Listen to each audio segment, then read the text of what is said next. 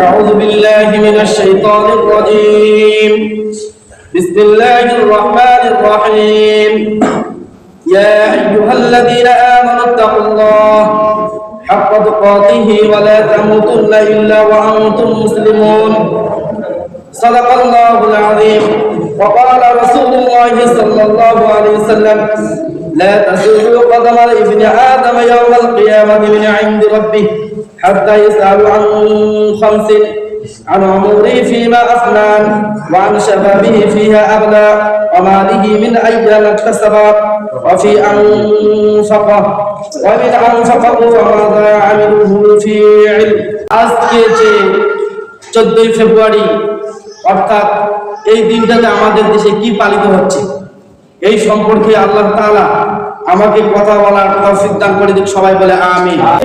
আজকে আমাদের দেশের 14 ফেব্রুয়ারি অর্থাৎ সেটা হচ্ছে ভ্যালেন্টাইন ডে। যে এই দিনটাতে হচ্ছে অনেক অর্থাৎ বাংলাতে বলে বিশ্ব ভালোবাসা দিবস অর্থাৎ ভালোবাসা দিবস। এই দিনটা আজকে 14 ফেব্রুয়ারি পালন হচ্ছে, বলে নাউজুবিল্লাহ। এই দিনটা পালন হচ্ছে যে বিশ্ব ভালোবাসা দিবস অর্থাৎ একটি ছেলে আর একটি মেয়ে উভয় পক্ষে ভালোবাসা হবে, উভয় পক্ষে কথাবার্তা হবে, উভয় পক্ষে অনেক পার্কে যাবে, অনেক অনেক জায়গায় যাবে, তারা মিলামিশাও করতে পারবে। এই দেশটা এই দিনটা এই জন্য পালিত হচ্ছে। এখন আমাদের জানা দরকার যে এই দিনটা বা এই ভালোবাসা ভ্যালেন্টাইন ভালোবাসা দিবস কোথা থেকে আসলো। রোম সম্রাট রাজা কোয়ারিয়াস অর্থাৎ সেন্ট ভ্যালেন্টাইন ডে অর্থাৎ রোম সম্রাট রোম দেশ থেকে এটা হয়েছে। যখন এই 270 সালে এইটা সেই জায়গায় এইটা তখন এটা নিবন্ধন হয়েছে। কারণ হচ্ছে ভ্যালেন্টাইন ডে বিশ্ব ভালোবাসা দিবস, সেখানে পালিত হচ্ছে কিরকম করে যে সেন্ট ভ্যালেন্টাইন ডে একটা লোক ছিল আর রাজা কোয়ারিয়াস এই ভ্যালেন্টাইন ডেকে জেলের মধ্যে বন্দী করে দিয়েছে। কারণ জেলের মধ্যে বন্দী করে দেওয়ার কারণ হচ্ছে রাজা কোয়ারিয়াস একটা কথা বলছিল, যারা প্রশাসনের দায়িত্ব পালন করবে অর্থাৎ আর্মি, তারা বিবাহ করতে পারবে না। তারা যখন এই কথা বললো যে তারা বিবাহ করতে পারবে না, সেন্ট ভ্যালেন্টাইন ডে কি করলো যে তারা যদি বিবাহ করতে না পারে, পুরুষ মানুষের তো কাম বাক আছে, তারা জেনার সাথে জড়িত হয়ে যাবে। তারপর সেন্ট ভ্যালেন্টাইন ডে কি করলো যে তারা ভালোবাসা কিভাবে করতে হবে, কিভাবে কি করা লাগবে, এই সেন্ট ভ্যালেন্টাইন ডে তাদেরকে শিখাই দিল, বলে নাউজুবিল্লাহ। আর রাজা কোয়ারিয়াস তাকে জেলের মধ্যে বন্দী করে রাখলো। জেলের মধ্যে যখন বন্দী করে রাখলো, রাখার পর 270 সালে তাকে ফাঁসিতে দিল। অর্থাৎ যখন সেন্ট ভ্যালেন্টাইন ডে যখন জেলের মধ্যে রাখলো অনেক মানুষ দেখার জন্য তাকে জেলের মধ্যে গেল। যাওয়ার পর সে জায়গায় একটা মেয়ে গেছিল, যাওয়ার পর সেন্ট ভ্যালেন্টাইন ডে তার প্রেমের মধ্যে পড়ে যাওয়ার পর তার প্রেমের মধ্যে পড়ে গিয়েছে। তখন রাজা কোয়ারিয়াস সেন্ট ভ্যালেন্টাইন ডেকে সেই দিন তাকে ফাঁসিতে দিয়েছে। দেওয়ার পর ইহুদিরা আছে, ইহুদি সাধুরা যারা আছে, সাধুরা সেই দিন এই দিনটাকে বলছে বিশ্ব ভালোবাসা দিবস অর্থাৎ ভ্যালেন্টাইন ডে হিসাবে সেই দিন গণ্য করছে। আর সেখান থেকে আমাদের দেশে আসলো কিভাবে? আমাদের দেশে অনেক মিডিয়া কর্মী আছে। 1941 সালে এটা আমাদের দেশে আসছে। কারা নিয়ে আসছে? তারা নিয়ে আসছে কিছু মিডিয়া, কিছু সাংবাদিক নিয়ে আসছে। আসার পর এটা আমাদের দেশে 14 ফেব্রুয়ারি বাংলা ভাষা দিয়েছে যে বিশ্ব ভালোবাসা দিবস। আর এই দিনটা আজকে পালিত হচ্ছে আমাদের বাংলাদেশে বিশ্ব ভালোবাসা দিবস হিসাবে। আর ইহুদিদের খ্রিস্টানদের যে ভালোবাসা দিবস, আমরা কি কোনো মুসলমান পালন করতে পারি? আমরা কি কোনো মুসলমান পালন করতে পারি না? আমরা কোনো মুসলমান পালন করতে পারি না। আমরা কোনো যুবক পালন করতে পারি না। এই দিনটাতে পালন করতে গিয়ে অনেক পত্রিকার মধ্যে এসেছে যে 290 জন অবৈধ সন্তান জন্মগ্রহণ হয়, অর্থাৎ 290 জন মেয়ে পরপুরুষের সাথেই অবৈধভাবে মিলামিশা হওয়ার কারণে আমাদের দেশে যারও সন্তান জন্মগ্রহণ করে প্রত্যেক বছরে 290 জন। আজকে যে দিনটা আজকে বিশ্ব ভালোবাসা দিবস পালন হচ্ছে, এই দিনটা আজকে অনেক মেয়ে অনেক ছেলে ফুল দিচ্ছে, ভালোবাসা দিবস ফুল দিচ্ছে, তাকে অবৈধভাবে তাদের সাথে মিলামিশি করতেছে। আমি মনে করি যুবক ভাইয়েরা, যারা যুবক আছেন তারা এটাকে ফেলাই দেন। বিশ্ব ভালোবাসা দিবস আপনারা পালন করেন না, এটা পালন করা হচ্ছে হারাম। এটা খ্রিস্টান এবং ইহুদিরা এটা বানিয়ে আপনাকে আমাকে আমাদের হাতের নাগালে তুলে দিয়েছে। কেন তুলে দিয়েছে? আমাদের সমাজে আমাদের রাষ্ট্রে যদি অবৈধ কিছু সন্তান জন্মগ্রহণ করে, অবৈধ সন্তান জন্মগ্রহণ হলে আমাদের কোরআন থেকে আমাদেরকে দূরে সরে রাখবে, হাদিস থেকে আমাদের দূরে সরে রাখবে, এই দেশটাতে অবৈধ সন্তানের সরাসরি হয়ে যাবে। এই জন্য যারা যুবক আছেন তারা এই 14 ফেব্রুয়ারি পালন করবেন না। আপনাদের যারা মেয়ে আছে, যারা স্কুল কলেজ ভার্সিটি পড়ে, তাদেরকে আপনারা এই দিনটাতে সতর্ক করবেন। সতর্ক করার কারণ হচ্ছে, আপনি কোনো ছেলের সাথে কোনো মেয়ের সাথে, কোনো ছেলে কোনো মেয়ের সাথে যদি তারা কথা বলতে পারে না, অন্তত পক্ষে আজকের দিন থেকে যাদের যে হাতে ফোনটা আছে আপনি ফোনটা নিয়ে নেবেন, যদি কার সাথে কথা বলতে না পারে।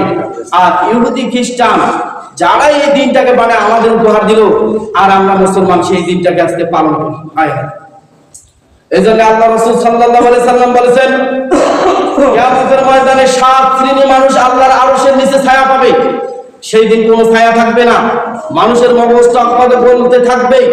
সেই দিন মানুষের নাক মুখ দিয়ে মানুষের মগজ গলে টকবক টকবক করে জমিনের মধ্যে পড়বে। আল্লাহ রাসূল সাল্লাল্লাহু আলাইহি সাল্লাম বলছেন, সেই দিন 7 শ্রেণীর মানুষ আল্লাহর আরশের নিচে আল্লাহ তাআলা ছায়া দান করবে। বলেন সুবহানাল্লাহ। এক নম্বর হচ্ছে ওয়াশাবুল্লাহ শাবি ফি ইবাদাতি, ওই যুবক, আল্লাহ রাসূল সাল্লাল্লাহু আলাইহি সাল্লাম বলেন, ওই যুবক, যেই যুবক যুবককালে আল্লাহর ইবাদত করে, যেই যুবক যুবককালে আল্লাহর ইবাদত করে, ওই যুবককে আমাদের ময়দানে আল্লাহ তাআলা আরশের নিচে ছায়া দান করবেন।